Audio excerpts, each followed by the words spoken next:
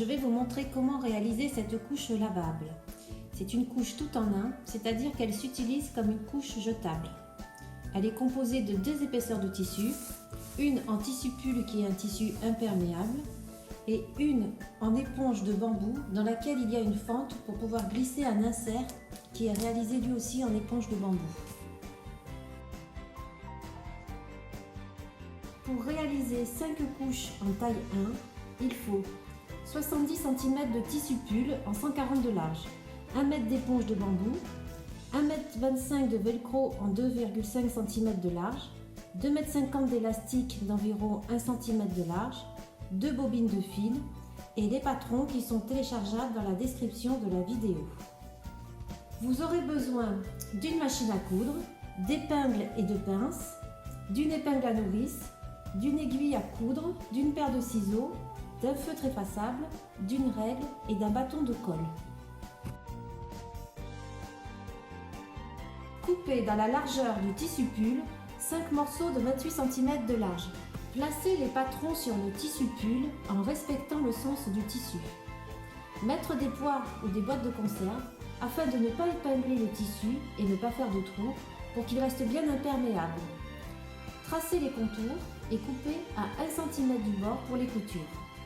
Placez les patrons sur le tissu éponge. Tracez les contours et coupez à 1 cm autour des bords tracés en noir et à ras autour des bords tracés en rouge. Pour les inserts, coupez 3 rectangles de 29 cm sur 11 cm et un rectangle de 8 cm sur 11 cm. Dans la partie douce du velcro, coupez une bande de 19 cm et 2 morceaux de 3 cm. Dans la partie accroche du velcro, coupez 2 morceaux de 3 cm. Sur l'endroit du tissu pull, repérez les emplacements des velcro avec le feutre effaçable. On ne met du velcro que sur une épaisseur des ailettes. Collez les velcro sur les emplacements repérés. Coudre le velcro à 2 mm du bord. Placez les ailettes sur la couche endroit contre endroit. Bâtir pour que le tissu ne glisse pas lorsque vous allez les coudre à la machine. Coudre les 2 ailettes à la machine. Retirez le fil à bâtir.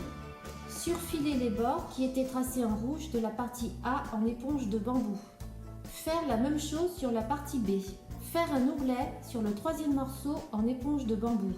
Couper le tissu des 2 côtés de la fente comme indiqué. Épingler les 2 côtés de la fente et les coudre à la machine. Épingler la partie A sur la partie intérieure de la couche endroit contre endroit. La coudre à la machine, la retourner et la surpiquer. Coudre les 3 côtés de la partie A sur la partie intérieure de la couche. Placer la partie C sur la partie intérieure de la couche. L'épingler et la coudre à la machine.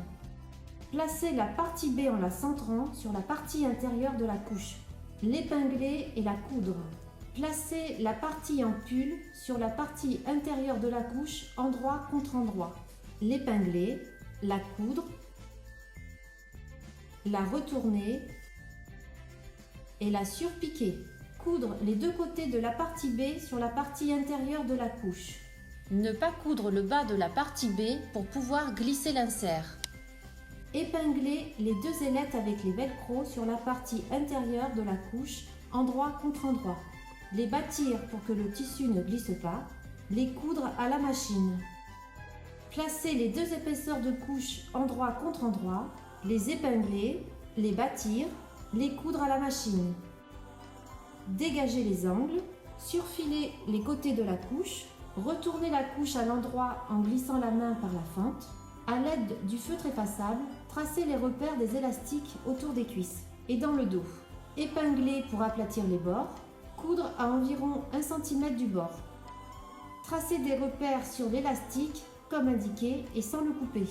Attachez une épingle à nourrice au bout de l'élastique. En passant par la fente, faire coulisser l'élastique dans la couture autour de la cuisse.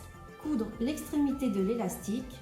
Tirer l'élastique jusqu'à la marque tracée au stylo. Coudre l'autre extrémité de l'élastique. Couper l'élastique lorsqu'il est cousu et ne pas oublier de retirer l'épingle à nourrice. Faire la même chose pour l'autre cuisse et le dos. Surpiquer les bords de la couche entre les élastiques.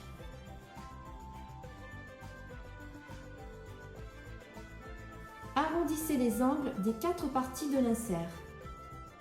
Surfilez tous les bords de chaque partie. Superposez les 4 parties les unes sur les autres.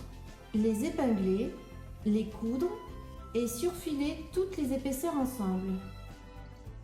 Voilà, la couche est terminée. Il faut la laver pour effacer les marques de feutre et, comme une serviette en éponge, plus elle sera lavée et plus elle sera absorbante.